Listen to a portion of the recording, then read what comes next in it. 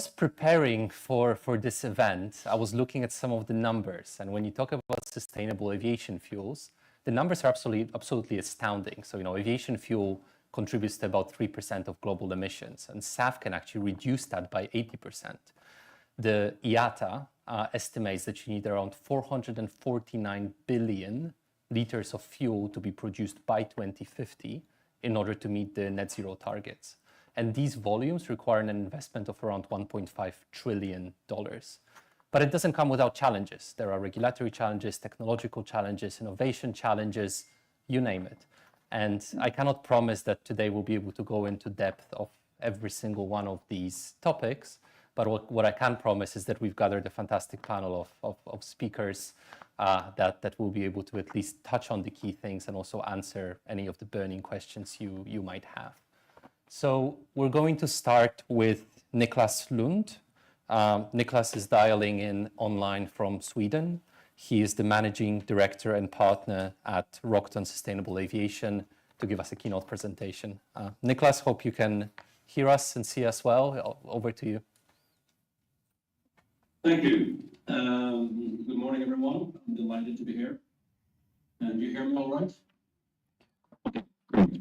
So I'll start with trying to put sustainable aviation fuel in the context of aviation's overall path to net zero, more from a global perspective, but we will come back to the Middle East perspective during later in the session, and also give you some very broad characteristics of SAF. Not necessarily so much technical, but in the commercial sense. But let's begin then that aviation has taken on the objective to reach net zero by 2050.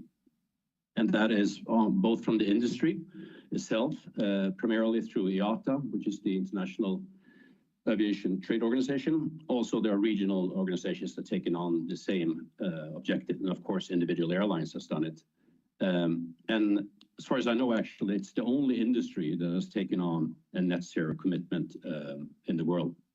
But also from the governmental body, which is ICAO, which rests under the UN, has taken on the net zero ambition by 2050. And it's a very, very strong commitment from the industry. Willie Walsh, who is the General Secretary of IATA and former CEO of British Airways and AIG, has clearly stated that the sustainable transformation for aviation is an existential challenge.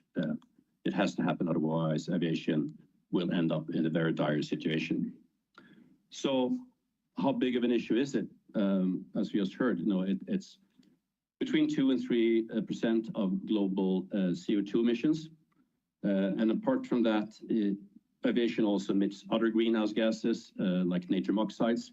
And most of these emissions, of course, occur at high altitude, which actually have other climate effects negative by prolonging the lifespan of methane gas and others. Also at high altitude is the formation of contrails, which again has a quite severe climate impact. And so if you recalculate those other effects into carbon dioxide equivalents, the overall emissions are at least double what the 2 to 3% is. The current technology is improving over time, of course. Engines and aircrafts are getting more and more efficient in terms of measuring per passenger kilometer. And the rule of thumb is over time, the improvement is about 1% per year. However, aviation grows at the faster pace. And of course, there's still old aircraft up flying. So that means if we only rely on incremental improvements of current technology, the emissions will actually continue to grow for aviation, and it might at least double by 2050 and might even triple. So that's obviously something that is not allowed to happen. It's not an easy task. For aviation is one of the, if not the hardest sector to abate. Main reason for that is that we have a fierce competitor, and that's gravity. To beat gravity, you have to release a lot of energy, and that's what we're up against. If you compare that to electrical vehicles and so forth, that's much, much harder. And there's no silver bullet. There are various technologies that need to be implemented. It's, again, not like the electrical vehicle market, which is predominantly, as we all know, based on batteries going forward. So these different technologies have to be implemented. And not surprisingly, doing this is going to be quite costly. The projection is about $175 billion per year is needed in investment to reach net zero target. And if we put that in context for the airlines, which of course is not the only part of the aviation industry, but it's obviously a big one. In 2024, airlines are on aggregate expected to do about $30 million in profit. And 2024 is deemed to be a good year. So if we have an investment demand of 175 and an airline profit of 30, obviously the conclusion is that there's a lot of financing needed. Unfortunately, as a starting point today, the industry is behind the curve and not on track, and more investments are needed. McKinsey late last year did a study of various sectors about the preparedness to reach net zero, and aviation unfortunately come out very low and at the bottom of that. And of course, there are numerous projections how this is going to happen, what kind of mix of technologies is needed. And if we look at, pick one, which is IATA's own projections of this fall, actually, how is this going to happen by 2050? So if we look at the 2050 numbers, they see that 3% of the abatement will come from improved operations and infrastructure. That's to a lot of extent air traffic management. That's going to be more efficient. 13% they expect to come from new aircraft technologies. That's new propulsion technologies like that, electric, hybrid electric, hydrogen with fuel cells and electric motors, and potentially also hydrogen and combustion engines. 19%, according to IATA, is needed to come from carbon capture and storage and other means of carbon offset. And then IATA has the number of SAF in 2050 at 65%. Of course, these numbers varies between different institutes and organizations, but I think in all of them, definitely SAF comes up as the biggest tool to achieve this. But of course, we should be aware that all projections, long-term projections of technology maturity and implementations is very hard to do. I mean, in recent history, there's been a lot of colorful examples of prediction that's been quite off the mark, so to speak, once reality has put in. Both the power and speed of new technology can surprise us, both in a positive way, but also in a negative way. So just very, very broadly about SAF, my esteemed colleagues here will speak more in depth of it, but just to give you an overview. So the solutions for SAF reduction are based on different kinds of feedstock. Those could be waste oil and fats. They could be plant oils, biomass, like agriculture and forestry residues. Could be energy crops like switchgrass. Could even be municipal solid waste, algae, and it could also be actually water and green energy while you basically do an electrolysis and get hydrogen and oxygen. And these different feedstocks could then be, in production process of, again, different types of technologies that are adapted to the feedstock. And as of last year, this might have changed this year, there were 6 different pathways approved to be blended in with conventional jet fuel, up to 50%. And there were another 3 that were approved for a lower blending rate. And this is how you use SAF. You blend it in with conventional jet fuel so far. Also, importantly, the different pathways, which we call the combination of feedstock and production process, have different impact in terms of their carbon reduction.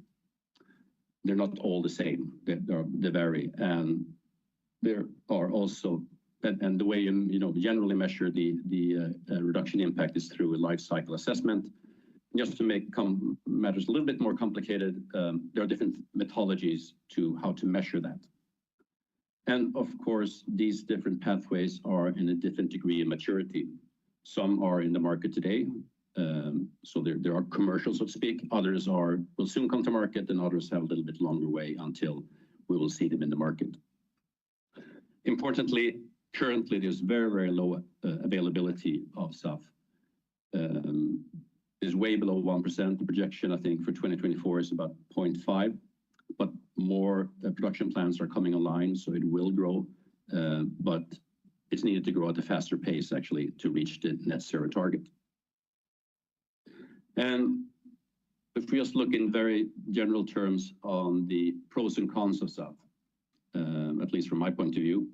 So if we look at the pros, it's the only way to mitigate emissions for long haul travel and also for medium haul, at least, we could, if we're a bit optimistic, we could see maybe late in the 2030s, probably in 2040s, possibly that we'll have new propulsion solutions that at least can pick up part of the medium haul air travel. It is available, as just mentioned, for certain of these solutions, which is more than some of the other tools for decarbonizing aviation. And there's currently huge demand. Airlines are looking for SAF all the time and want to increase the use of it. So that's a strong driver in this current. So on the negative side, the most predominant one is that it's expensive.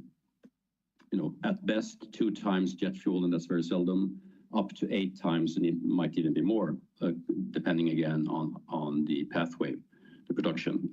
So that's of course a big green premium, the premium for compared to what your conventional fossil fuel alternative is.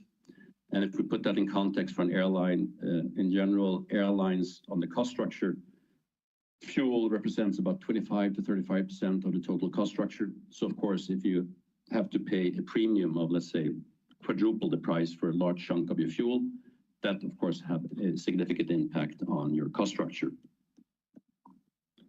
And these different tools to abate aviation, they look different. There are some other tools there that actually can give you lower operating costs and also the sustainable effect, but they have other limitations. For example, new propulsion aircraft in terms of payload and range.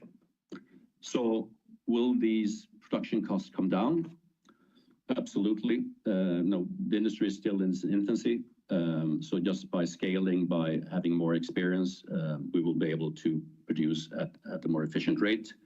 Question is, of course, will we be able to overcome what modern nature and geology has been able to do for millions of years, which is basically to produce crude oil? I would say the jury is definitely out there. If ever, it's going to be very, very hard and it's going to take time. And of course, on the negative side, currently, there's a lack of scale currently. And there's also limitations on certain feedstocks. They're not perpetual. But of course, lack of scale in a situation where you got a huge demand is actually an opportunity.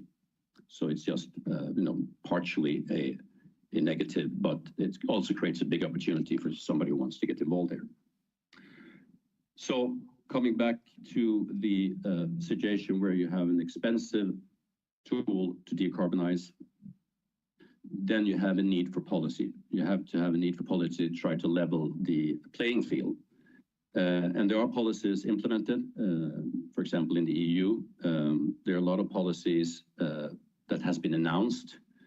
And which is not the same as a decision, of course, but if we look at the announced policies and assume that those are going to be implemented, that means that by end of this decade, 75% of the commercial airline carrying capacity will depart for countries that actually have some form of SAF policy to encourage the uptake. So that is going to be important because you don't want to have a competitor that don't use SAF and you use SAF, but that means that you can have a higher cost structure. So the policy is needed to try to level the playing field. And then, of course, on the policy side is that many countries or regions have the ambition to be independent on their self-supply because everybody wants to be independent on the energy sources. And that affects policies also because different countries and regions have different prerequisites of the different pathways. So, of course, especially if you, as a government, give financial incentives based on your prerequisites, you, of course, want that to be implemented. In the future, hopefully, we can have a more harmonized policy because aviation is global. You fly from country to country, from region to region. And so hopefully the policy will mature over time and be more harmonized, which will help everybody. So that was my introduction. I'm absolutely willing and able to hopefully to take questions so far. Production and a great list of challenges. I wanted to ask you, what are you most optimistic about when it comes to the SAF market and the future of the market? No, you know, one of the challenges is, of course, I mean, if you look at the financing side, a lot of these are, you know, immature technologies, and I guess maturity is the most important part. So, I mean, that investors see that the policies that they're put in place are robust and will be kept, not, you know, changed over time. Also, that they see that demand is there from the off-takers, which, you know, ultimately are the airlines, but there's also corporate off-takers. And of course, that they actually, you know, construction and production is matured, so you know that if you invest in a new technology, that, you know, the likelihood of it, you know, coming online, being produced at the efficiency and at the cost that you have assumed is there. So it is to a lot of extent question of maturity. But as I said, you know, the commitment from the aviation industry and the airline industry is very, very strong, because they know they can't just ignore this, because that will have effects in the future. We can't just allow aviation being a larger part of the overall emissions in the world. Right. Thank you very much. Are there any questions from the audience to Nicholas? Please go ahead. Thank you, Nicholas, for the oversight.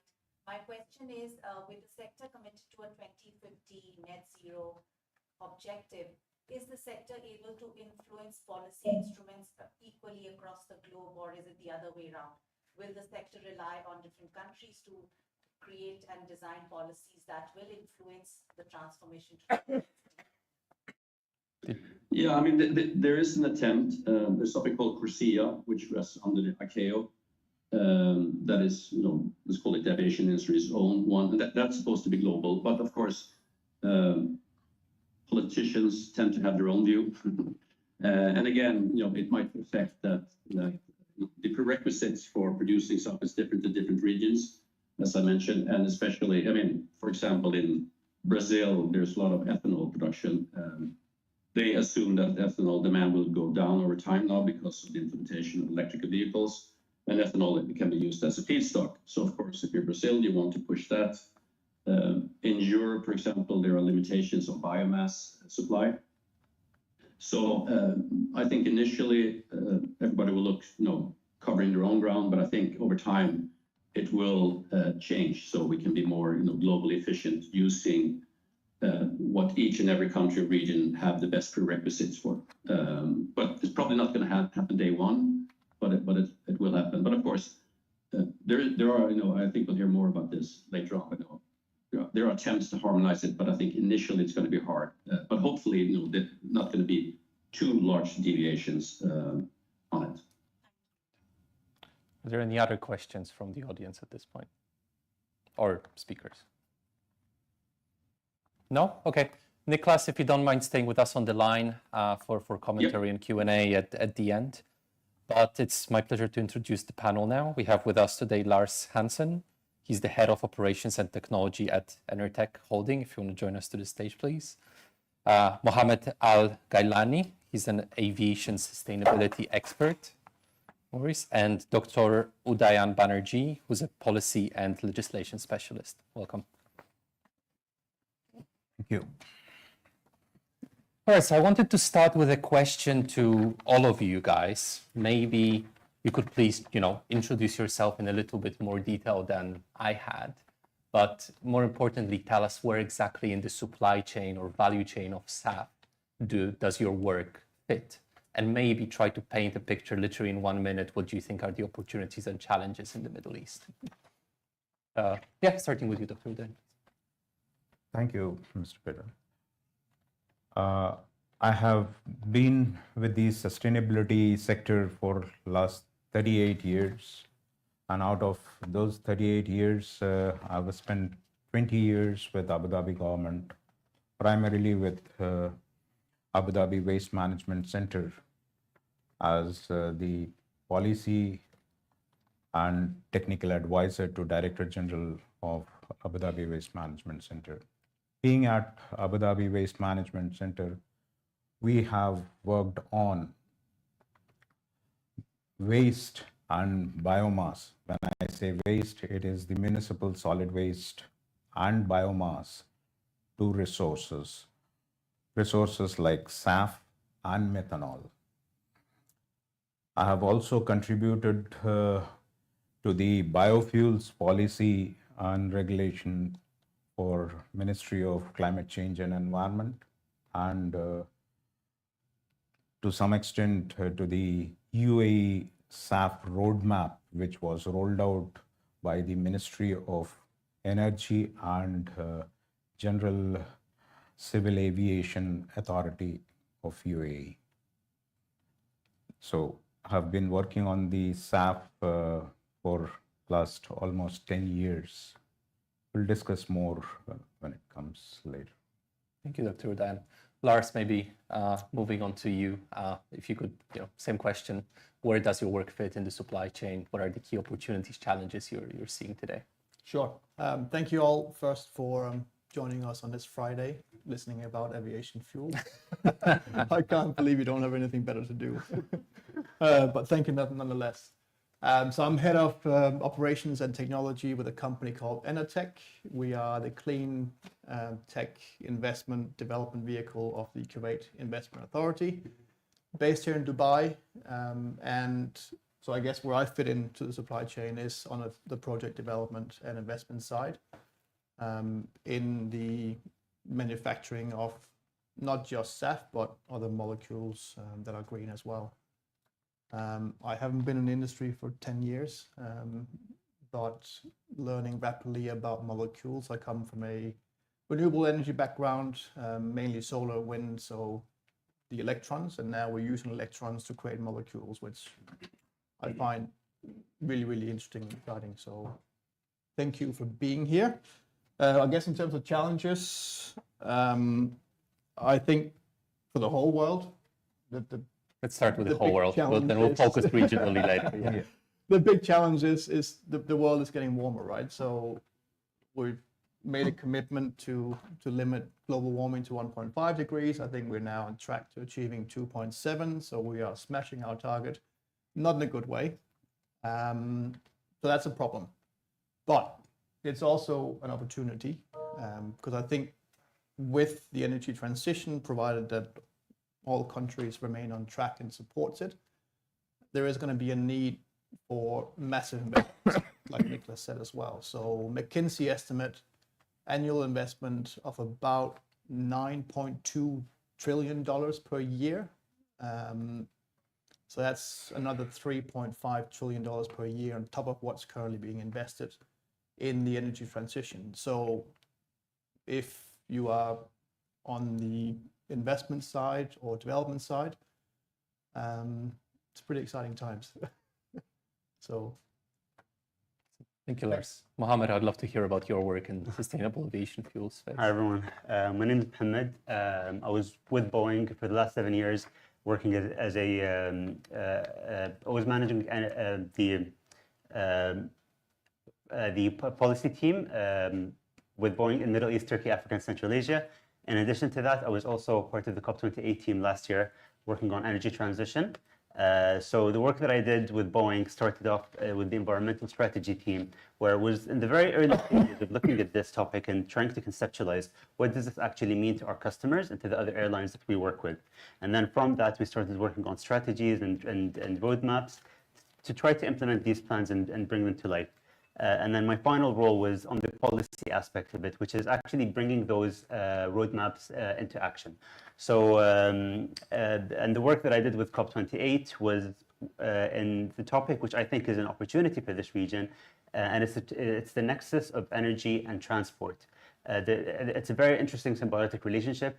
The transport industry needs energy, and where we get that energy from, it depends on the sources that are provided by the government and by the industry. So again, just looking at that energy transition and the transport nexus there. Now, if we look at some of the opportunities and challenges, I think one of the opportunities is if we look at the hubs of aviation and energy, this part of the world is definitely where you would look at. And then the challenges is that at this point, most of the SAF that's being produced is dependent on biomaterials or biofeedstock. And this region specifically has a large shortage in these materials. That's one of the challenges I think that we have here. Yeah, but I think it's very promising to see the trials with Emirates, Etihad, Qatar Airways, and so on. I'll definitely pick up on the point about COP28. It will be great to hear about your experience. But maybe let's start with the industry landscape and technology. So I'll ask Lars the first question. What do you see as the latest technological advancements in SAF, and which ones hold the most promise? Maybe let's start focusing a little bit on the Middle East, but if you have global points, that's also fine. And then also, I think we've already heard that one of the key levers to unlock these projects is investments. So what sort of investments and policy support do you believe are the most critical to advance SAF? Yeah, I mean, currently there's a demand of about 1.5 million tons per year for SAF. That's going to grow, as Nicholas mentioned. Supply is not keeping up with demand. That supply today primarily comes from biogenic CO2 related fuels, like Mohammed said, and there's a shortage of those. So if, like a couple of years ago, when the maritime industry decided they're going to decarbonize too, shipping companies started ordering dual fuel vessels, using methanol as well, which also requires biogenic feedstock in competition with the aviation industry. And I think where the world is heading now is the maritime industry is realizing that they can't pay the premium that the aviation industry is going to be paying for these fuels. So I think the supply that's there of biogenic CO2 will be used up by the aviation industry very, very quickly. So that leaves us with the next options, and that's the stuff we get involved in as well. In this region as well. So we're looking at power to energy, so using hydrogen to then produce potentially SAF as well. I think that's got potential. The region here has amazing solar resources. Some countries have really good wind resources, which means we can produce on a sort of global competitive scale hydrogen as a feedstock to SAF very competitively. And that can be done at scale. There's no limitations of solar and wind, and desalinated water as well. So those elements are there, but today at a very low scale. So that needs to be scaled up. Other initiatives that are maybe a little bit more immature is algae to use as a feedstock. Whether that can be scaled sufficiently, don't know yet. But I think the biggest challenge is scaling these technologies to the point where supply is going to meet demand, and then being able to do it fast enough. So we're saying not just focus on the biogenic feedstock, but No, also we're going to need everything. We're going to need everything. We're going to need everything. Biogenic feedstock is like your cooking oils that gets recycled, put back into the value chain. It's waste material that gets recycled and put into the value chain. There's just not enough of that. So we're going to need more. We're going to need everything and more, and at scale, because the whole world is doing this, not just the Middle East. So I think that those are the really important points.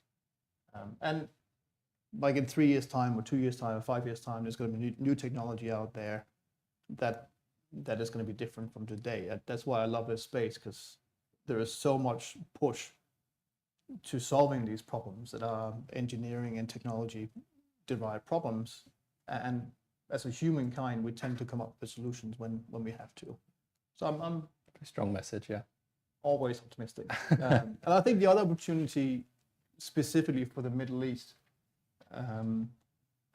is, and it's also a bad thing because the Middle East emits a lot of CO2 from our energy sources. So burning gas, burning oil to create power, basically.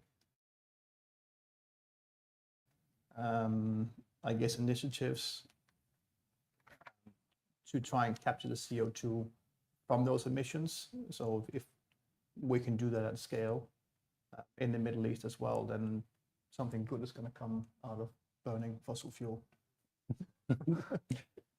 Dr. Udayan, I wanted to kind of pick up on that and talk a little bit more about the economic viability of the projects and scaling of the production. So what do you see? We heard a lot about this from Nicholas, but I would love to hear your point of view on what do you see as the current barriers to making SAF economically competitive with conventional jet fuels? And how do you see this being potentially overcome better in the Middle Eastern markets than in other parts of the world? And also, do you think that governments in the region should offer incentives or subsidies to promote SAF production? I will start with the demand that we have in this country and in this region. We all know that two of our major airlines, the Emirates Airlines and the Etihad Airways, are at the top of the world. Their fuel consumption is huge. They can really contribute a lot if we can go to the level of SAF they can use, then the 80%, up to 80% emission reduction that can be achieved by these airlines. So that is the opportunity there. Now, if you look at the UAE's SAF roadmap that was rolled out, it has put up a target of 700 million liters of SAF capacity per year, production capacity, to be achieved by 2030, which is a very, very challenging target. And we are far away from that. Now, the barriers, there are a number of barriers. I'll talk about the major ones. As last mentioned, and Mr. Nicholas mentioned, not one single pathway will be able to achieve that level of SAF production. Yes, used cooking oil to SAF is something which is being done in Europe, in America, everywhere. Municipal solid waste to SAF or biomass to SAF is something which is picking up. There have been projects which were commissioned but had problems. There's one project in Canada, in Edmonton, which has been producing ethanol. They have actually been successful in producing methanol and from methanol to ethanol since 2016. There are other projects which are coming up. So waste or biogenic municipal solid waste and biomass, which includes forest and agricultural waste, to produce SAF is another pathway. And then obviously power to liquid is a very, very important pathway, and capturing carbon emissions, not only from power plants or steel plants. There are commercial facilities in operation for many years now who have been capturing the carbon emission and been able to produce ethanol and SAF. So these technologies are available at commercial scale. When it comes down to the challenges, The biggest challenge to make SAF compatible comparable to the Jet A1 or the jet fuel, as Mr. Nicholas mentioned, it is between 2.5 to 8 times the SAF price, depending on the pathway that is producing SAF. The biggest challenge is the cost of production of SAF and why it is so expensive. Unless you have large scale production, technological innovations and evolvement of the technology will not happen.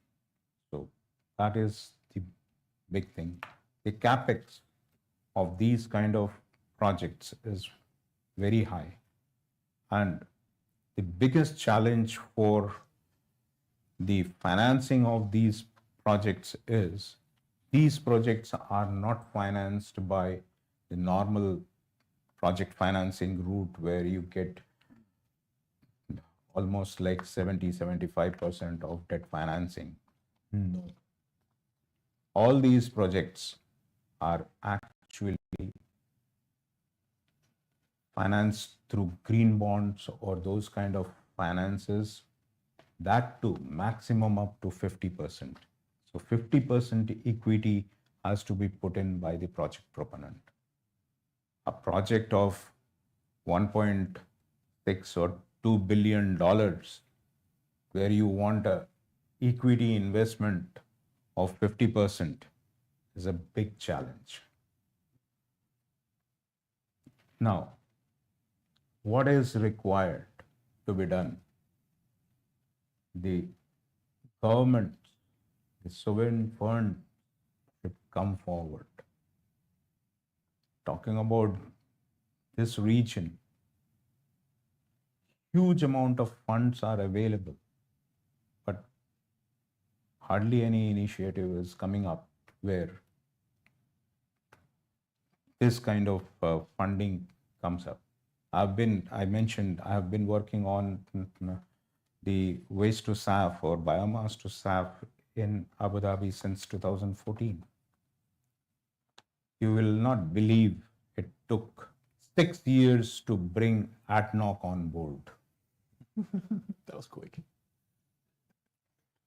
And finally, ADNOC, BP, Abu Dhabi Waste Management Center, Masdar, and Etihad Airways, 5-party consortium is now working, and we have done the feasibility. We are into the feed stage there on the project.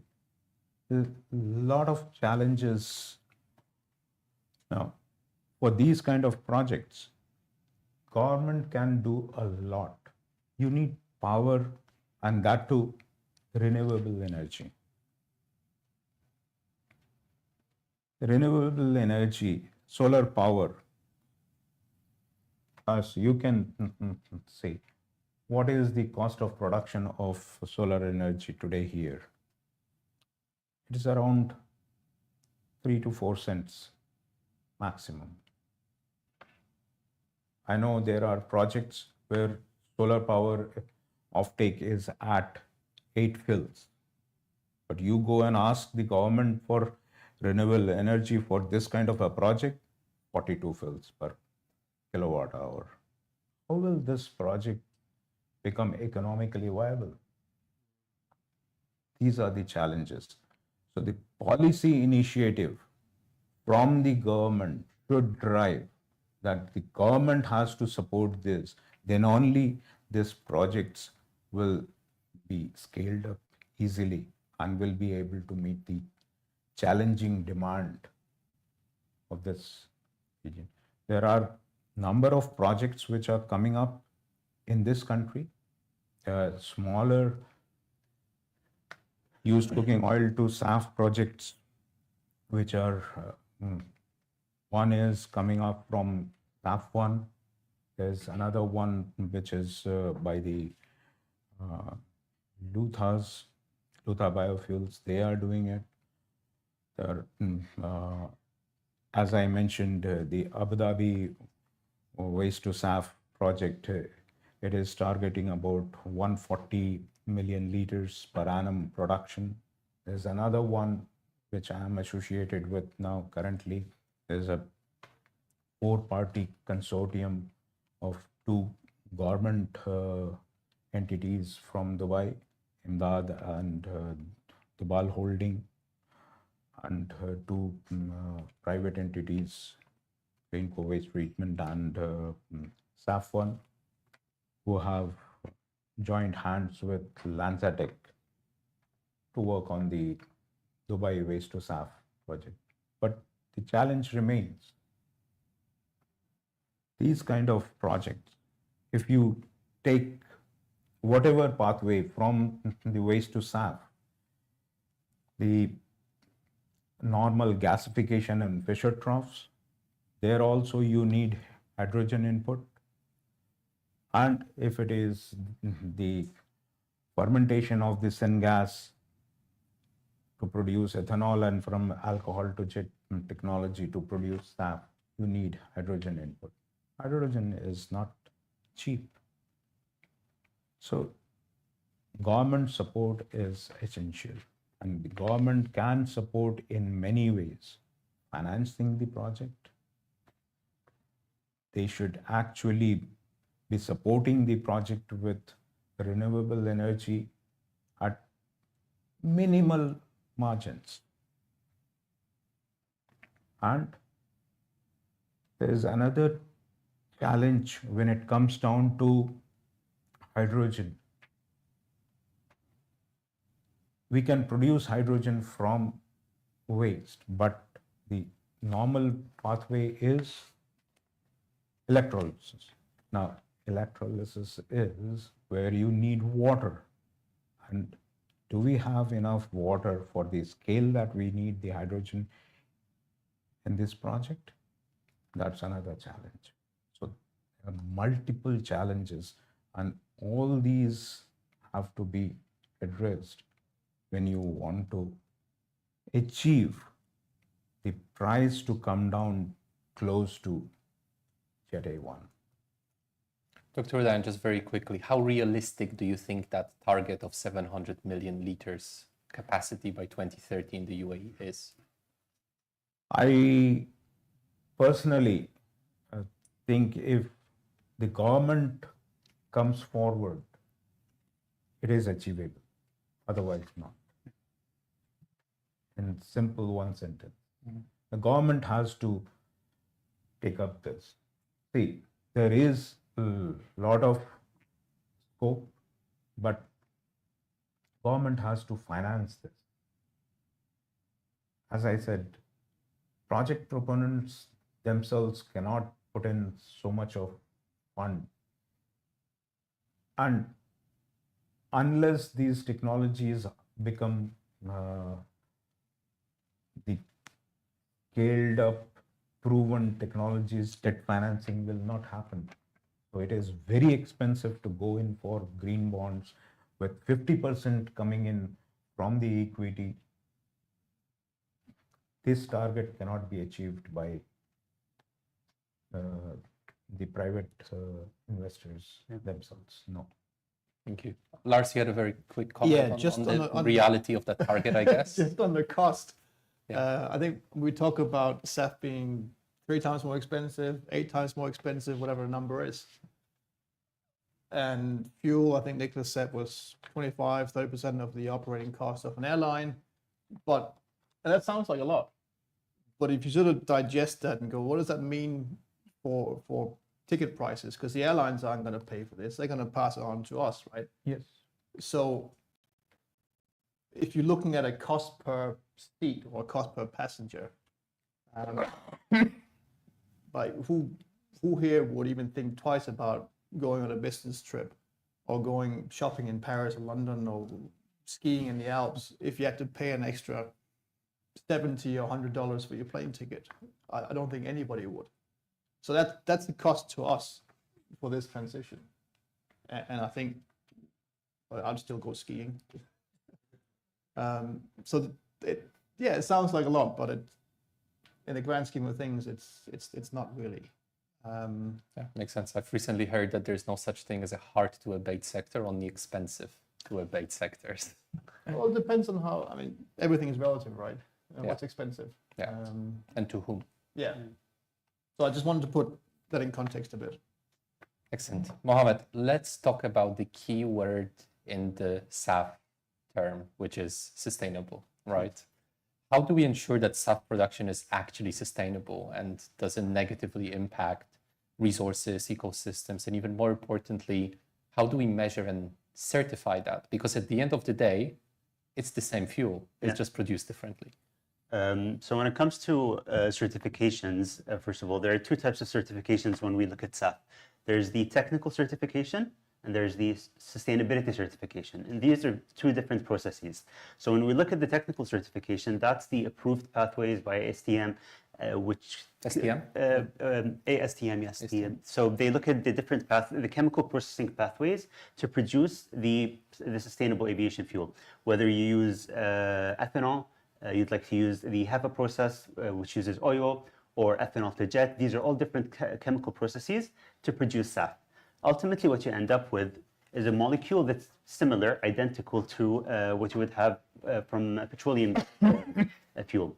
The differences could be that, for example, petroleum-based fuel has has a bit more variability and could produce non-CO2 emissions as well. So that's actually one of the benefits of SAF, that it's a cleaner form of fuel, not just from a sustainability perspective, but also from a technical perspective, because it doesn't have any other particulate matter or any other chemical compounds. So that's the technical aspect of the certification. We then look at the sustainability of the fuel, and that considers the whole life cycle of the fuel. So what does it actually take to produce the crop that we can then extract the oil from, that we can then process to produce the SAF? And you need to take all of the different aspects of things into this. And that's there are different organizations that focus on this sustainability certification, such as the RSB, and ICAO is also involved in terms of approving some of these fuels that could be accounted for. Now, one of the things that gets interesting is, that, of course, politics. Politics play a big part into how all of these fuels come into play.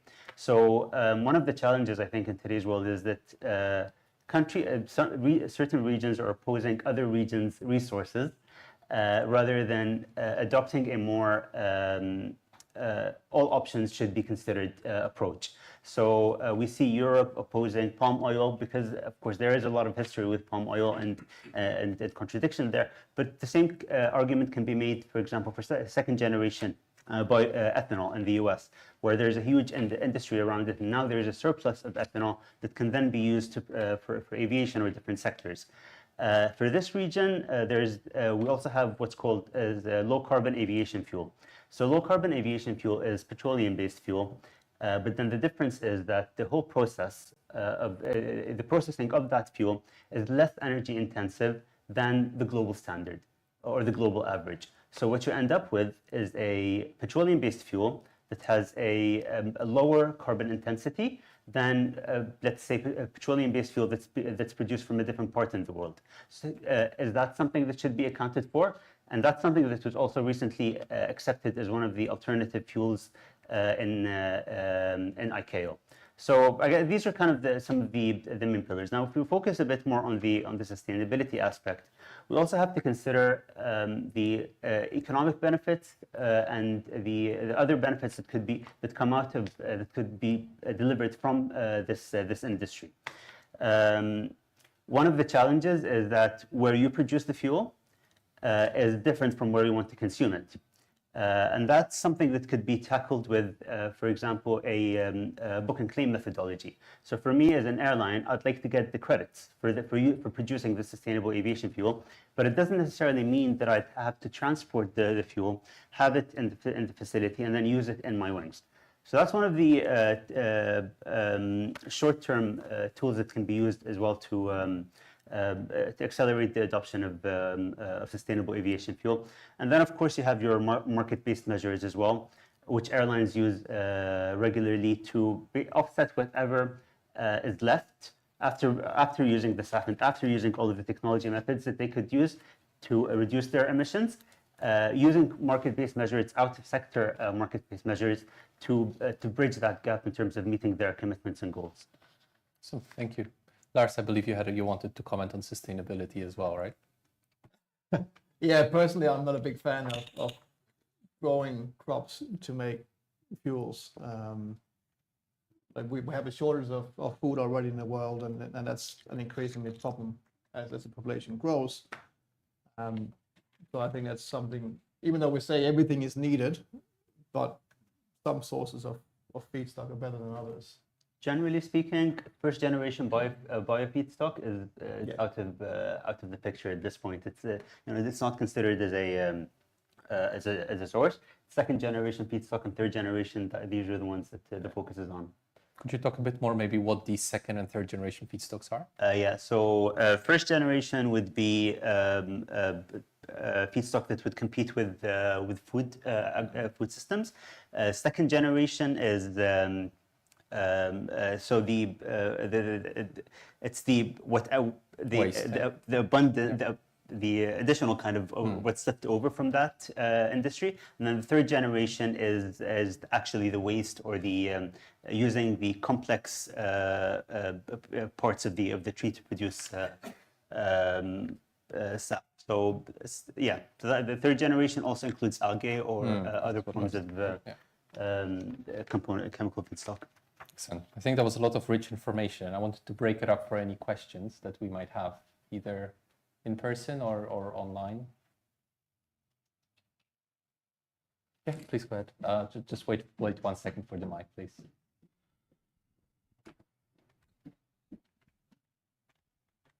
Hi, can you hear me? Yes, very well. Yeah. Hi. Raghu here. Just have a question to Mr. Uday on the policy. You mentioned the UAE SAF roadmap. It's a roadmap still. Yes. When do you see that converting into a policy from the UAE perspective? That's one question. And the second question related to that I have is, the roadmap that you mentioned translates to around 600 KT of SAF per year, which is, in my current terms, I think it's equal to about 15% of UAE's jet fuel consumption. Is that even realistic? I said the roadmap has 700 million liters as a target set out by 2030. For That is the capacity. capacity. Yeah, which is equal to 600 KT. Yes. The roadmap has 5 principles laid out in the roadmap, and the capacity is one. There is a policy which the Ministry of Energy and other agencies, the Ministry of Climate Change, GCAA, and other agencies are working on. The target is to roll out the policy by 2025. There is a target. And well, whether the policy will address financing, that's a question mark. I am not aware of that. The roadmap doesn't talk about the financing of the projects. That is one of the challenge that I had mentioned. I think There is a target for the policy. So government will, the roadmap also supports these kind of projects in terms of availability of land, free of rent and all that. But again, if the land is provided at the end of Dubai Al Ain road, close to the Al Ain border, where there's hardly any utilities, will that work for a project? So when I say government support, it has to be a holistic involvement of the government, and government should become a part of these projects. Like in Abu Dhabi, finally ADNOC is part of the project. When these kind of entities come up, in Dubai project also, ENOC is becoming a part of the project, although they are not putting up any equity into it, but they are part of the project. Government has to come up and be a part of this project. Then the projects will move. Thank you. I think there was a question at the back, if I'm not mistaken. Or no? Oh, there you go. Yeah. Sad here. Well, you mentioned Edmonton, Alberta, Canada. So are you guys, I mean, my question is probably to all three of you. If you are aware of any PPP happening here, because in North America, in Canada, the model is more driving towards becoming PPP. I'm not sure if we have a public-private partnership where, 25 years lease and sharing the profit and whatnot, but it's all subsidized. It's all owned by the government itself, either city or the provinces over there. I'm associated with a company called Veolia. I'm from Alberta, Edmonton, so that's why I know what you're talking about. Well, Thank you. As you are aware of the project, the NRChem project in Alberta, Suez is part of that project, your sister company or part of Veolia. Yes, the projects here also are PPP projects, but again, the kind of project financing that has happened or the subsidies that the Canadian government or the US government has put in, the policy that I was referring to, UK has got a policy which the regulation, in fact, which was signed by His Highness the King in recent past. US has the low carbon fuel standards, and against that there is a credit which is in monetary terms supports the SAF producer. We don't have anything of that sort in this region. The PPP projects, see, the financing that you mentioned, 25 years leasing and all that those are debt financing. It is something like waste to energy. Waste to energy project, you get a debt financing where a long-term debt finance is available. These kind of projects, no, they are not. They are only financed through either majority by the equity and green bonds. Maybe Nicholas, is there anything you would like to add to the discussion on the role of PPPs in Sorry, I do hear a little bad.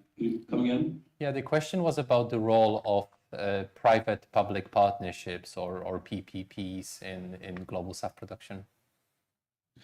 Yeah, I mean, one thing which could be helpful is on the demand side. Because obviously, what you need, you need definitely support, and primarily, I think, governmental support, as mentioned, for the early stage capex.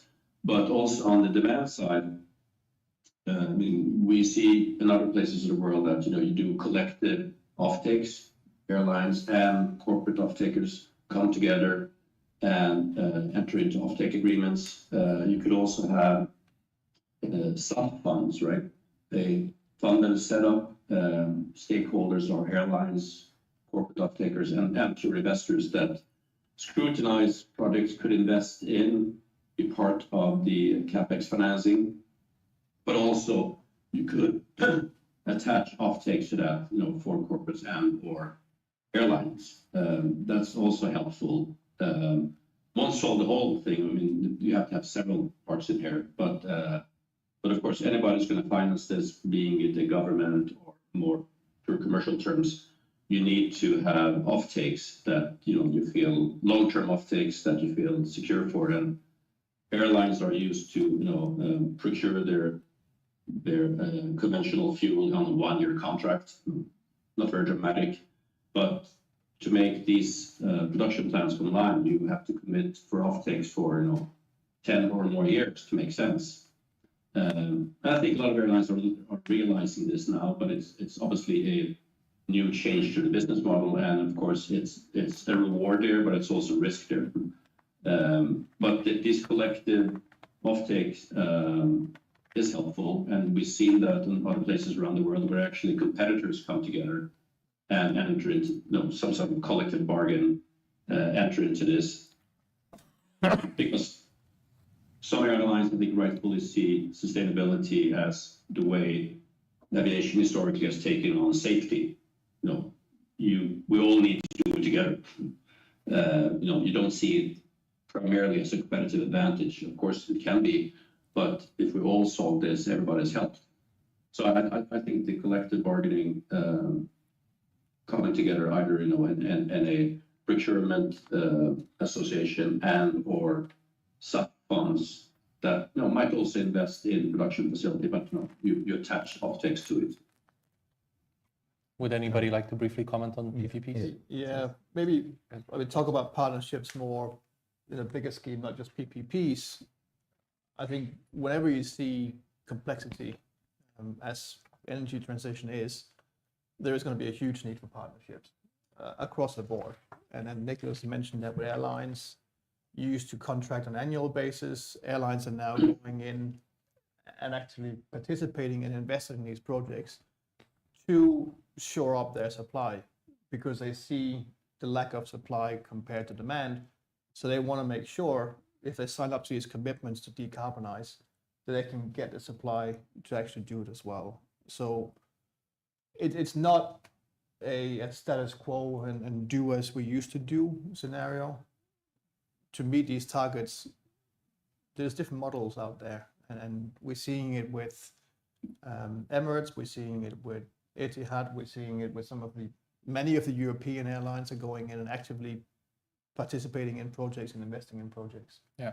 And that's great. That's what's going to be needed. So PPPs, yes, but whole supply chain industry coming together and project developing together is going to be more common as well. Exactly. I think partnerships and industries coming together is a very important topic. So Mohammed, would you like to comment on that as well? Maybe PPPs, or like what sort of other partnerships are required to... So I think a very good example, the reason that we have a very low cost for production of solar energy here is because of Masdar and the way that started. So I think similar to how that evolved, this could also be another opportunity for the region. And I agree that without the without the government support, it's going to be extremely challenging to meet those goals. But then the other aspect of it is how airlines operate and their operational models. So if we go way back, just focused on transporting people from A to B. And then that kind of evolved a little bit, where airlines are a bit more involved in owning different brands, having different products, and that would make a huge difference in terms of their profit margins and how they operate. And then I think the next step in the future is that airlines will also be a major player in terms of the energy that they purchase and consume. And that's going to be changing the way that, based on consumer behavior, I think that gives airlines an opportunity in terms of being more proactive. And we see that happening with United, with Emirates, with different airlines, just being more involved in the whole energy aspect of their operations. Excellent. I would like to just final add remarks one on thing. partnerships. What Mr. Nicholas just mentioned about the long-term offtake. See, there is a challenge with the offtake, long-term offtake. When it comes down to the other kind of projects, I'll just compare this waste to SAF and waste to energy. Energy offtake is very easy, and easily a levelized cost of offtake can be achieved for 25-30 years. Airlines today, they are ready to sign an offtake for quantity, but not for the rate. That is the biggest challenge. If they sign it off for today at say 2.5 or 3x of the Jet A1, what if it comes down in 5 years to 1.5? Why would they sign? This is a challenge if you have to understand the challenges that the airlines have. So long-term offtake for these kind of projects is also a big challenge. Mohammed, working in the decarbonization space myself, I was very eager to ask you about your experience with COP28. How was it being part of the team? You know, of course, we all heard about the UAE consensus with reaffirmation of the global targets, renewable energy targets, energy efficiency targets. But what do you think it brought specifically to SAF? And maybe also what you're hoping to get out of COP29 that's happening now? Let's go back a little bit. Yeah. So I guess, what is COP at its essence? Well, what is the purpose? So in 1992, two important things happened. First thing was that I was born. And then the second thing was that the UNFCCC was established. And that's the United Nations Framework Convention on Climate Change, UNFCCC. And that's the organization under the United Nations that looks at the effects of climate change, that's where a conference of parties happens, which is the climate change negotiations under the UNFCCC.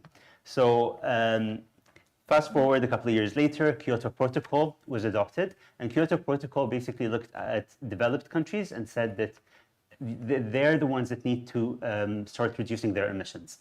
Again, moving forward another decade, Paris Agreement was adopted, which doesn't just consider the developed countries, but considers all members of the United Nations, all states.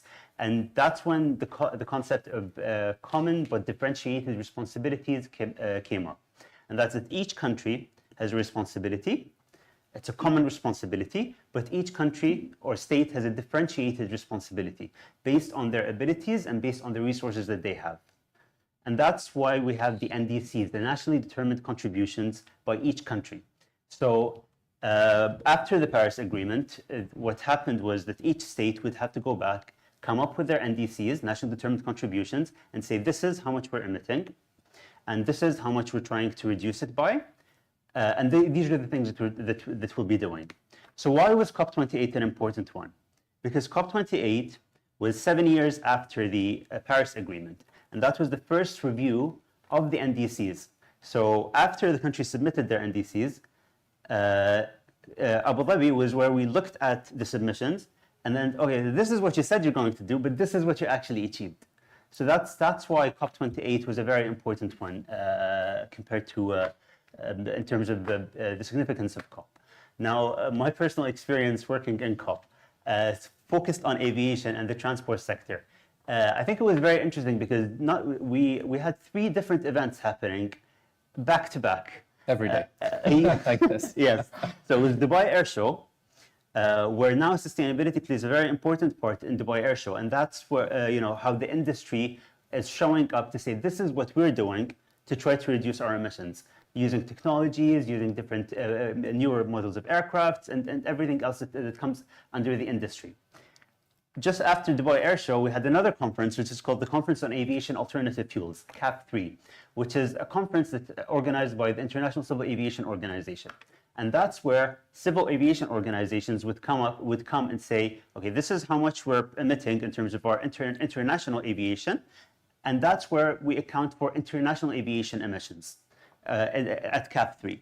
And then you have COP28, which, to be honest, is a little, aviation does not really play a very, very big part at COP, just because where they would be accounted at COP or like within the NDCs is domestic aviation. So then it depends on country by country. So countries like the United States of America, like USA and China, where you have a very big domestic aviation market, that's where it would be accounted for. But then for international aviation, most of our accounting happens under ICAO and with the International Civil Aviation Organization. That's just a bit of how all of the organizations kind of work together and how accounting is done in this sector. In terms of an experience with COP28, the way that I would describe it is you're trying to build the ship while you're sailing and there's a storm. happening. So that's kind of the that's how it felt. But to be honest, it was definitely one of the most rewarding experiences that I've had, and we can see the results now with COP29 in Baku. The main focus is on the loss and damage fund, and then just how do we enable the finance to come in and help this transition. So very memorable time, I'll say that.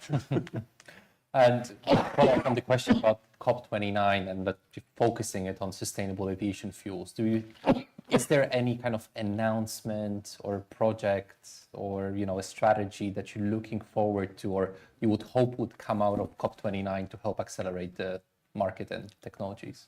I think for one of the discussions that are happening around COP29 is on Article 6, which is focused on the market-based measures. So I think one of the outcomes that could come out of this is if we see some synergy in terms of the market-based measures under ICAO, which is CORSIA, the Carbon Offsetting Reduction Scheme for International Aviation. We love acronyms. And how that kind of related to Article 6 within the UNFCCC framework. Does book and claim that you talked about fall under Article 6? Yes, so that could fall under Article 6. So, good. Are there any questions? Just want to break it up a little bit again. Please. Sorry, if you could just wait for the mic, just 1 second, so that people online can hear us as well. Thank you. The question is more about out of curiosity. Thank you for sharing the opportunities and the challenges. And I really am interested and fascinated to know whether there are success stories coming out of the SAF approach, and if there's any airline or a country that is successfully implementing or even demonstrating progress in this area. Thank you. That was actually going to be my next question to Lars. So thank you for No, and there is a particular reason. So Lars's company, Enertech, I believe has a development in Oman, right? And I think, and it would be, and we just heard from Dr. Udayan how difficult it is to make these final investment decisions, how 50% has to be funded by equity or green bonds, like debt is less of an option. How did you guys take that plunge? Because I can't find another word into it. We're still plunging. Okay. I think it's the word.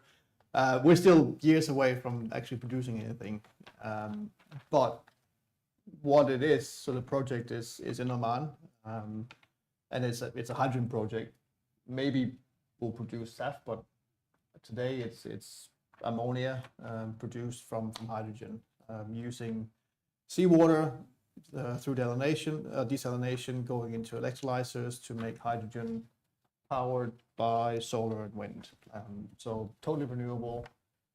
And it's a partnership with the Oman government, so the Oman Investment Authority with us as part of Kuwait, and Shell, and another global developer, ICE.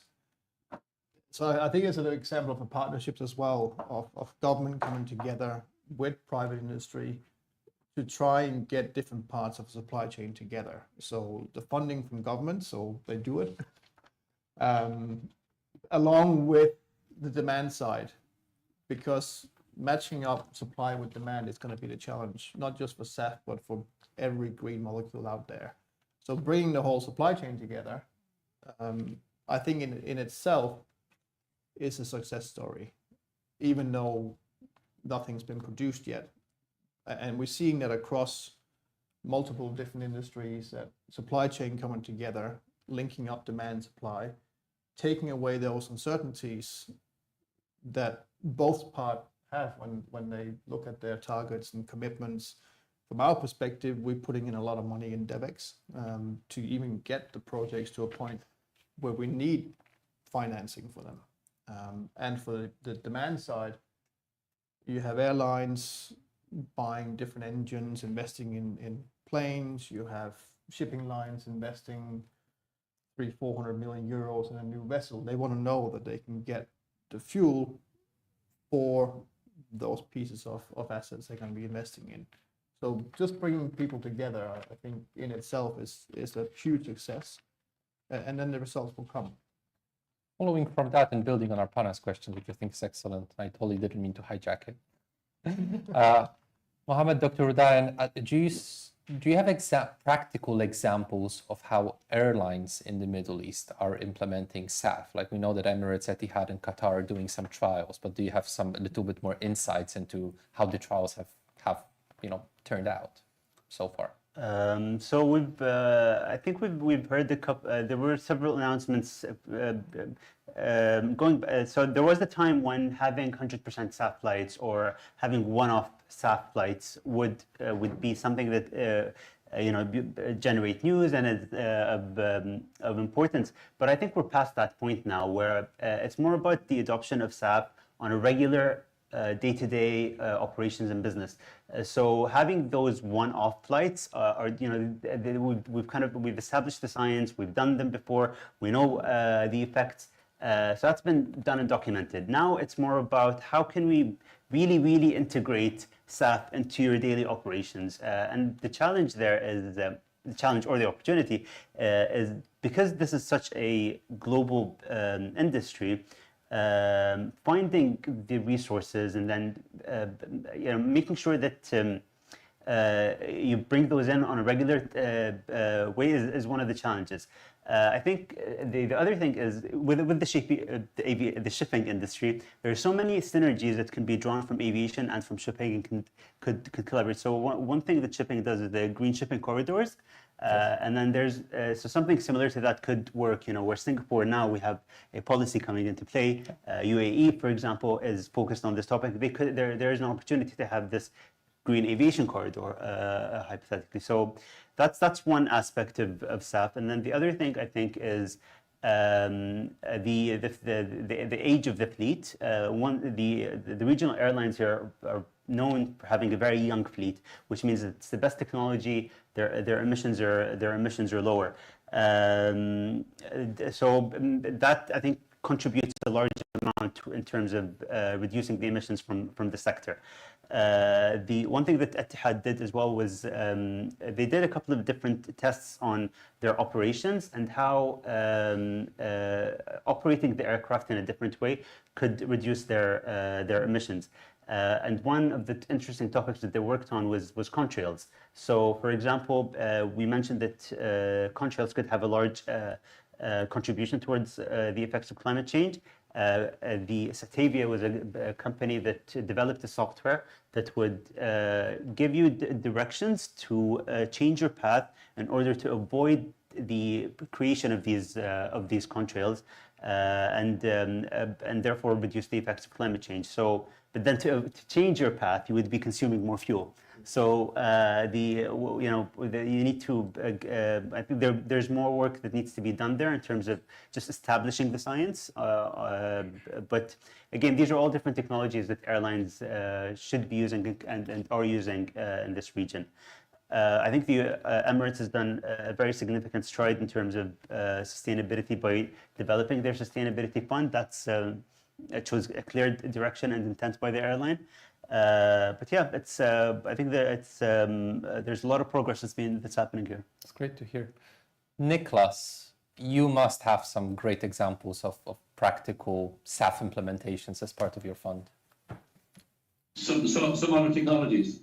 Yes, I mean, yeah, things that happen, Yeah, right? Let's practical examples. I'm personally optimistic long term on new propulsion, right? So because the new propulsion technology will have to rely less on policy, because it will be able to offer lower operating costs, pretty significant lower. So you'll have a situation, I mean, what we're talking about here about SAF is going to be expensive for a long time, and you need to have policy to get it there. New propulsion can actually lower your operating costs pretty dramatically very early on. So there you have a driver. I mean, you can make the comparison to solar, right? The solar needed support from the beginning, but then now solar is the cheapest way to generate energy. But of course, there are limitations on the current technology, but I think over time we will see breakthroughs there. If you throw enough money and talent on it, it will happen. But it will probably be in the late 2030s when we see a big breakthrough. You will see it more on the regional sector initially. And then, definitely contrails, it's low-hanging fruit. Personally, I think, we should, there's a lot of talk about, well, there's a lot of programs now to do more science and everything, but there's a lot of independent studies there that impact. You can debate how big the impact is, but I think all studies basically show that it's quite large. And to mitigate that, you have to reroute your aircraft, but that's the extra fuel burn is pretty small compared to. So I think what aviation should do is don't wait 10 years for a study, but actually do it now. It can be implemented, especially if you do visual identification through satellites, which some sort of investment, but it actually can be done, and then you can have this up and running in a couple of years. And then, of course, you also have carbon capture and storage, which is quite expensive at the moment, but not an expert in it. But again, I think there is definitely room for big improvements there. And then again, that's not specific for the aviation industry. That's basically a very global and general. And there are more money going into carbon capture and storage, and you have even corporates like Microsoft coming in and doing that. But I mean, I think there are other means, but as I said initially, we can't just rely on one technology. We have to go for all of these technologies. And, I guess in 5 to 10 years time, some will have an advantage over others. But that's also what makes it slightly complicated, also for, financing it, and also from politicians, because, decision makers wants to have one solution that's easy to grasp and easy to focus on. But that's unfortunately not the case here. We have to go for all these different solutions. But so that's a quest of communication actually from the industry that we have to focus on all these solutions and drive them. But on the sub side, definitely we need governmental support in a lot of the, everything for CapEx to help maybe with the pricing on the offsets and so forth. Great, thank you very much, Nicholas. Probably have time for on the Yes, please. success story, the question that was asked, there's large amount of SAF actually being produced from used cooking oil. That is there. From biomass to ethanol is being done in large quantities. There's also at least 6 plants that are commercially operating, capturing carbon emission and producing ethanol and SAF. So these are success stories. They are already, and there are number of projects which are in either final stages of design or under construction, which are from municipal solid waste to SAF. So there was one project which was commissioned in US in Sierra, but unfortunately there was some issues and the project didn't go through. I mentioned about the Edmonton facility. It has been producing commercially since 2016. So there are a large number of commercially operational facilities already. Excellent, thank you. I think we have time for a few more questions before we move on to closing remarks, if there are any. Please, yes. Just one second for the mic, please. Just a question for Lars, or maybe Nicholas, you are probably familiar with some actual routes, long-haul routes, because this is the ones that produce the largest percentage of carbon emissions. Is there any route, international route in particular, Dubai, Sydney, or anything that is running with a significant amount of SAF already and constantly with constant supply? Like a demonstrator for Beyond pilots, you mean? There's Yeah. actually like a green corridor, like Mohammed. like a green corridor, Yeah. correct? A green Anything that is already in the world happening? Not that I'm aware of, but Mohammed might be.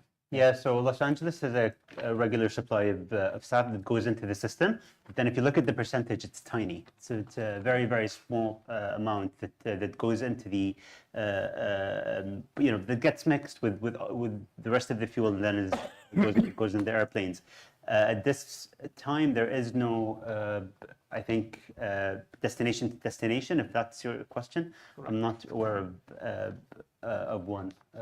It's Yeah. only the region, as per the CORSIA, the regions that are affected, the European region and the US, where they have to have at least some percentage of SAF Yes, blending. you're right. And that percentage currently is very small, 2%, which is minuscule. So IQ has actually approved 50% blending in most cases.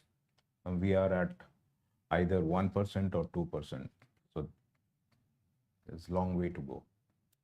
Thank you. Great, thank you. As kind of closing remarks, I wanted to ask you all a question, and please respond either with one word or maximum one sentence. If you were to name one thing that you think could, skyrocket or really accelerate the SAF market globally, what would that be? Government support. Government support? Sure, that's very important. Yeah, I'm on the same long-term government support. Long-term That doesn't government change support. every 4 years. Policy. Policy. Yeah. What about you, Niklas? Yeah, I think both of them actually, government support and policies, but no, they both rest with the governments, right? Awesome. All right. Thank you guys so much. I think we've heard a lot of very, very interesting thoughts and recommendations. If I heard it right, and if I were to summarize kind of three things that I feel work well and three things that work not so well, it would be, first of all, it seems like the technology is there. It's just extremely expensive, but you may be lacking feedstock for it, right? The sustainability aspect seems to be, it's still early days, but it seems like we know how to trace the sustainability aspect of the fuels with certifications, with the data as well. And it sounds like partnerships have been an effective way of making these things generally happen, and we need more of them. However, cost remains an issue. Investment and the type of investment is like of how these projects are being invested in are hard. And what you guys just said, the policy and especially the government support. I think, yeah, we're running close to the top of the hour. So thank you guys so much. If there are any other questions, we still have 4 minutes. Otherwise, yeah, please go ahead. Yeah.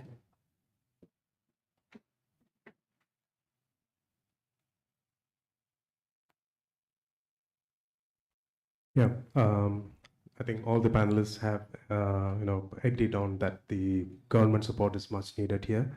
So currently, are there some particular countries, particular jurisdictions that is doing well in terms of government support to SAF?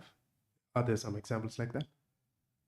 UK government has rolled out a regulation very recently, and the US was the first one to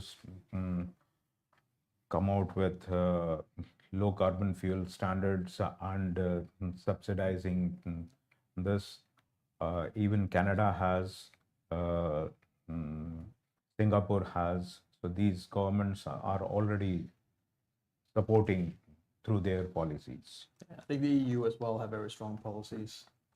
Yeah. Complex but strong. Yeah. One thing is for sure, wherever you see policy, you see SAF production. So there's a direct correlation between the two, which is why I think we're saying, if you don't have the policy in place, it's very hard for the industry to come in and do anything. So is it like the Middle Eastern region, the governments are not quite supporting? As I said, as part of the UAE SAF roadmap, there's a target to roll out UAE's policy by 2025. That is next year. There's a target.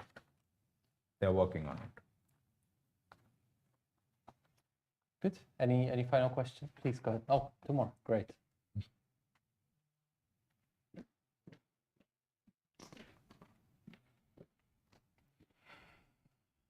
Thank you. A quick question on the development of SAF and you all described that technology is quite new, and the price will go down as the technology advances. How do you see impact of competition on among producers or among parties interested in production impacting the price, as we see in other natural resources or fuel source businesses? Is there a room for competition to drive the price of SAF in the future? Thank you. From a developer's perspective, an investor, I can take that one. At the moment, there's a forecast to be a shorter supply, at least until 2030, and probably slightly beyond. So there's just not enough. There's not enough SAF out there to meet demand of the airlines in that time frame. So as a developer, we don't really need more competition. We're happy that there is a shortage of supply, because that maintains the prices, right? In the future, who knows? Nora? Yeah. Hi, good afternoon. Quick question. Why does, from Mohammed, why does the age of an airline's fleet matter for SAF? So the age of the age of the aircraft is so the technology that's in the aircraft is based on its age. So for example, if you have a 737 aircraft compared to a 737 MAX, the MAX would be burning less fuel just because of the way that it's designed. So the consumption of the fuel would be lower. So that's why airlines that have a younger fleet generally produce less emissions. And then by changing your aircraft from generation to generation, from an old one to a new one, the average reduction could be between, it varies around 15% emission reduction from an older generation to a newer generation. So that's why having a young fleet is considered to be better. And if you're burning an old type of fuel, it's okay. But if you're burning SAF, that's 2.5 to 8 times more expensive, like we heard, right? Then it becomes an issue. Yeah. Every drop counts. Thank you. Please.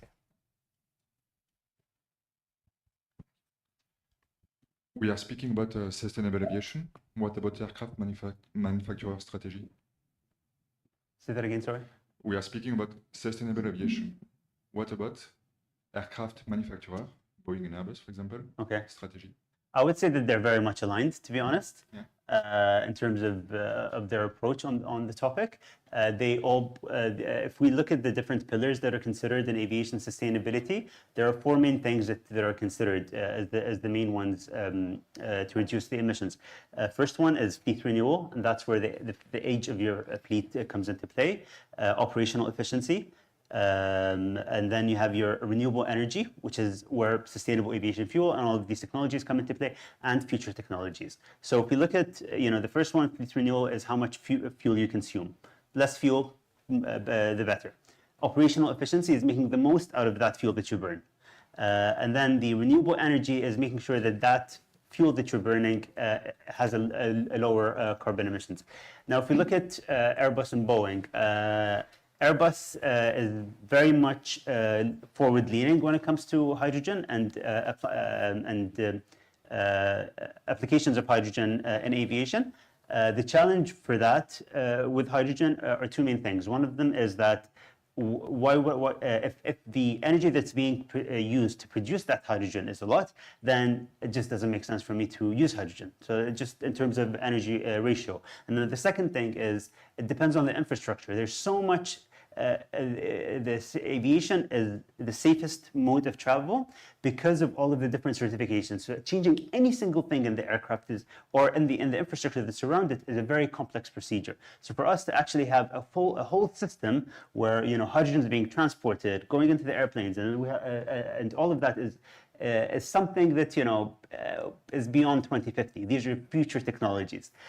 Think of airplanes as like a building. When you build a building, you live in it for 20 years, or it's the same thing. So when you make airplanes today, they should be operational within 20 years, which is why the adoption of technology plays a very important part.